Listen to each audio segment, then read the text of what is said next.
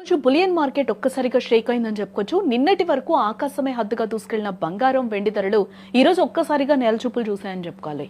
సామాన్యుడికి అందనంత ఎత్తులో ఉన్న పసిడి ఇప్పుడు భారీగా దిగొచ్చింది.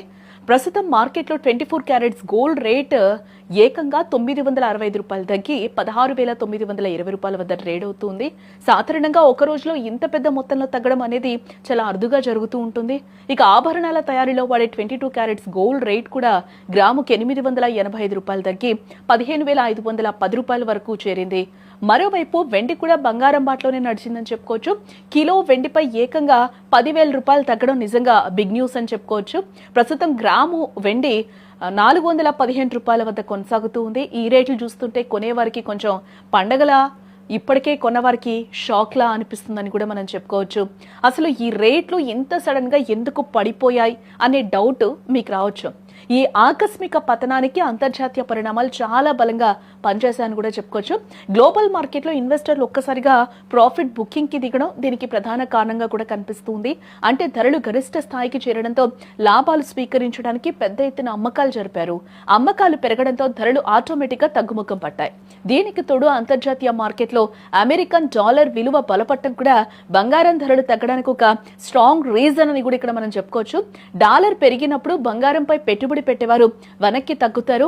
అలాగే ఫెడరల్ రిజర్వ్ తీసుకున్న కొన్ని నిర్ణయాలు లేదా వడ్డీ రేట్లపై వచ్చిన సంకేతాలు కూడా మార్కెట్ ను నెగటివ్ గా ప్రభావితం చేశాయని కూడా మనం చెప్పుకోవచ్చు. మరి ఈ తగ్గుదల ఇంకా కొనసాగుతుందా అంటే గత వారం రోజుల ట్రెండ్ ఈ రోజు జరిగిన భారీ పతనాన్ని గమనిస్తే రానున్న వారంలో మార్కెట్ వొలటైల్ గా ఉండే అవకాశం అయితే ఇక్కడ కనిపిస్తుంది. అంటే ధరలు ఇప్పుడే స్థిరపడకపోవచ్చు, బట్ మార్కెట్ నిపుణుల అంచనా ప్రకారం చూస్తే బంగారం ధరలు ఇంకాస్త తగ్గే ఛాన్స్ కనిపిస్తుందని కూడా మనకు తెలుస్తుంది. టెక్నికల్ పరంగా చూస్తే బంగారం తన స్ట్రాంగ్ సపోర్ట్ లెవెల్ అయితే బ్రేక్ చేసింది.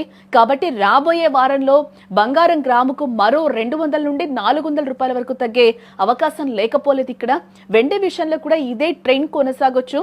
కిలో వెండి ధర మరికొంత పడిపోయే ప్రమాదం కూడా ఉంది. అయితే ఏదైనా అంతర్జాతీయ యుద్ధ వాతావరణం లేదా అనుకోని నెగిటివ్ న్యూస్ వస్తే తప్ప ధరలు వెంటనే పెరిగే అవకాశం ఇక్కడ మనకి తక్కువగా కనిపిస్తూ ఉన్నాయి.